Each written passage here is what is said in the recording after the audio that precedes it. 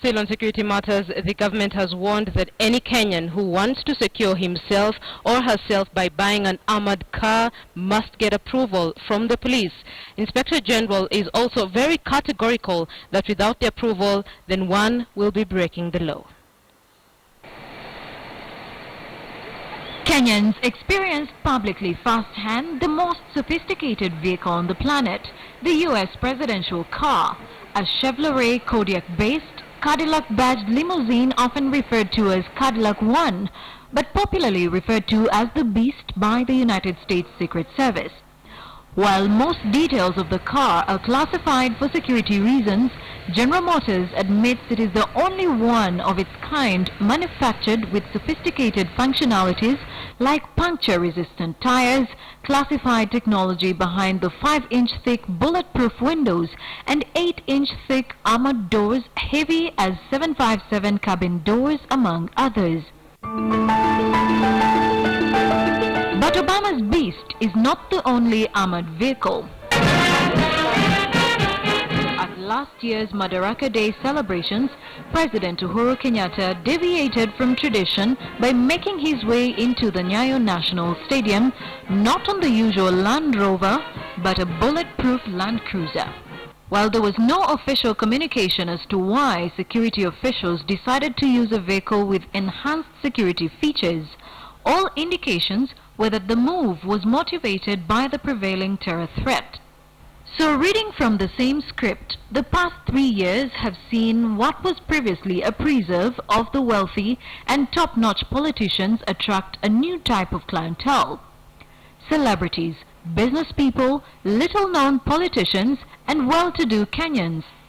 Dealers in armored vehicles say their businesses have become lucrative owing to the rising levels of insecurity in the country, like carjackings, assassinations, and terror threats. But unlike the president, who should be the most protected citizen, the Inspector General of Police, Joseph Boinett, has ordered Kenyans in possession of armored vehicles to immediately declare them to the government to obtain approval. In an advertisement appearing in one of the local dailies, Boinett argues that all armored vehicles must meet the requirements of the newly enacted security laws set in the Amendment Act of 2014. It states that any person who manufactures, assembles, purchases, acquires or has in his possession an armored vehicle without approval shall, subject to this act, be guilty of an offense. So just why is government approval so important to the police?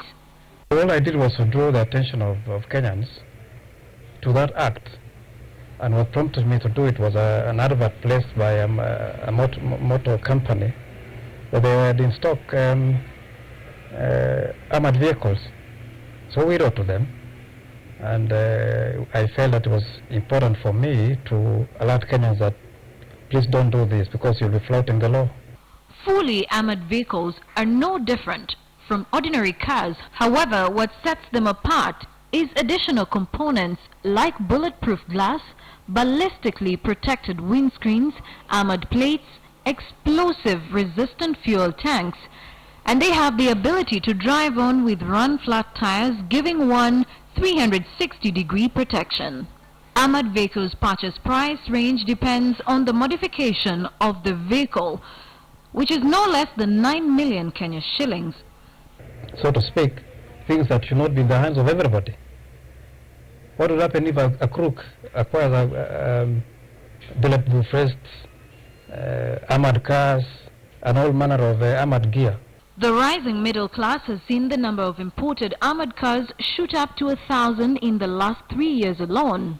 Joy Doreen Bira, KTN News.